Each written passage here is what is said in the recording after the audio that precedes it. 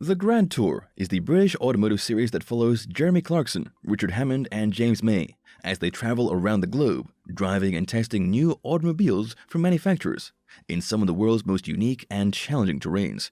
The show came to life after the three departed from the BBC motoring series Top Gear. The show was created by the aforenamed three and producer Andy Williams and launched in 2016, initially housing a similar format to that of Top Gear, which includes car reviews, motoring challenges, and celebrity guests, among several other segments.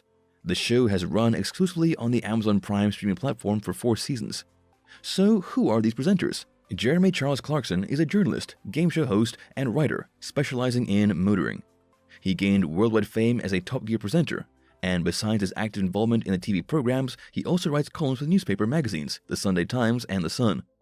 Since launching his career in 1988, he's published several books, including Clarkson on Cars, Driven to Distraction, and What Could Possibly Go Wrong. Additionally, he served as a presenter for numerous TV shows, not only related to the automotive scene, including Robot Wars, Have I Got News for You, and Inventions That Changed the World. He is currently hosting Who Wants to Be a Millionaire? It's Clarkson on TV, and Clarkson Farm. Richard Mark Hammond is a TV presenter, journalist, writer, and mechanic who came into the limelight as a co-host of Top Gear from 2002 to 2016. His other notable projects include hosting the entertainment documentary series Brainiac Science Abuse, the game show Total Wipeout, and the documentary series Planet Earth Live. In 2016, he launched an automotive enthusiast online community platform with his friend Jeremy and James, entitled Drive Tribe. Richard, also known as the Hamster, based on his surname and his small stature compared to Jeremy and James, has served as a host for a number of TV shows and game shows, including Richard Hammond's Blast Lab, Richard Hammond's Invisible World, and Science is Stupid. In 2021, he starred on Amazon alongside Troy Belici from Mythbusters in the adventure series The Great Escapists. James Daniel May is a host and motoring journalist, best known as a co-presenter of the Top Gear series. Similar to his colleagues, he began his career in the 80s, working as a writer and sub-editor for magazines, The Engineer and Autocar, from which he was dismissed after performing a prank. Holder of an honorary doctorate from Lancaster University, James has hosted a variety of differing shows during his career, spanning 4 decades, including James May's Big Ideas, James May's Car of the People, and James May, Oh Cook. In addition, Bristol native James has lent his voice to 3 automotive video games, Forza Motorsport 5, Gran Turismo 6, and the Grand Tour game. Then there's Andy Willman, a TV producer and presenter, probably best recognized as the former executive producer of Top Gear, in which he also made several appearances. Andy mainly collaborated with Jeremy Clarkson, with whom he'd also attended Repton School. Following the cancellation of Top Gear, he and Jeremy pitched a new project which would later become the Grand Tour. As an executive producer, he worked on several of Jeremy's shows such as Clarkson Farm, Jeremy Clarkson, The Greatest Raid of All Time, and Jeremy Clarkson, Meet the Neighbors. Unlike the Top Gear series, in which he appeared from time to time, in the Grand Tour, Andy doesn't appear, and is often referred to as Mr. Willman, who sends the other hosts tests, missions, and very often insults. However, he's credited for both show styles in terms of skits, humor, and segments. So, what's the difference between Top Gear and the Grand Tour? The shows are very similar in format, style, and theme. However, considering that the latter show's host departed from the original series, then pitched a similar series, some fans perceived it as a copy of the former. Therefore, in order to avoid potential legal clash with the BBC studio, after 3 seasons, the Grand Tour changed its format. The first 3 seasons of the Grand Tour housed a mixture of pre-recorded TV films, a combination of single or multi-part films, and a live audience segment. The movies focused on car reviews, challenges, and road trip journeys, similar to those featured in Top Gear. The Grand Tour also included special episodes adhering to those of Top Gear specials. A presenter travels on a journey in a particular type of vehicle or class within a foreign locale. The reviews are centered around how one of the presenters examines various cars, and subsequently performs several tests to ascertain their performance, handling, and quality. Studio segments were typically filmed in a large studio tent that could house an audience of 300, with the hosts sitting around a trestle table with the audience in front of them.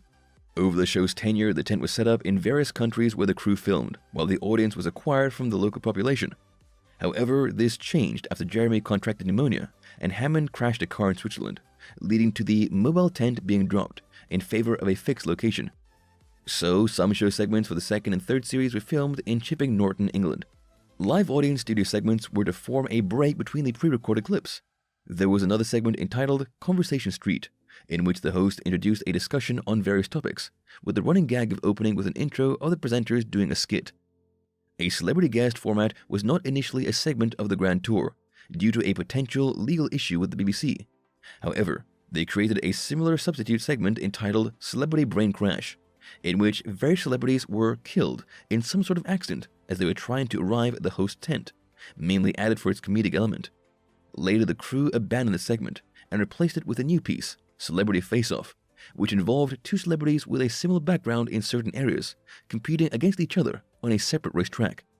However, this segment was also dropped, as the creators wanted to focus more time on the films and automotive content. In December 2018, the streaming platform announced that the Grand Tour would live to see a fourth season, but comprised solely of specials.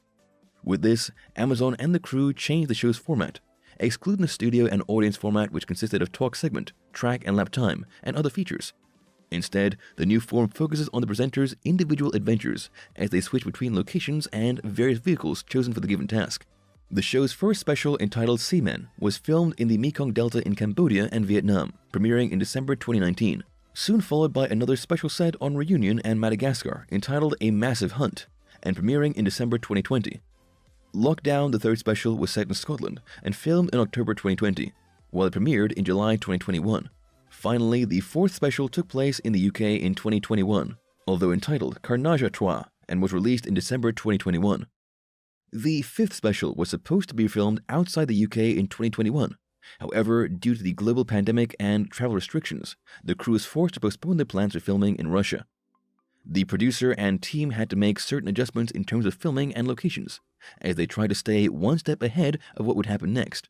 Talking of the third special, Lockdown, in August 2021, James May discussed the technicalities of traveling and shooting abroad, saying, "We had to pull out with hours to spare, days at most.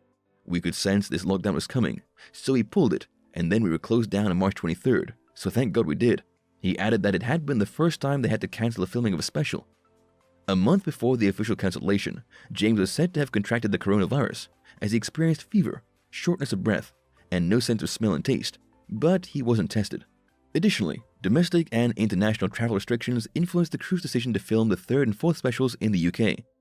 At the end of 2021, fans were disappointed when the show's producer Andy revealed that the future episode in the snow wouldn't happen, though they had planned the special 1 year prior.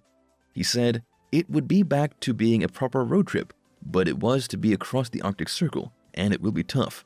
At least I hope we'll be tough, because we'll be going in the depths of winter."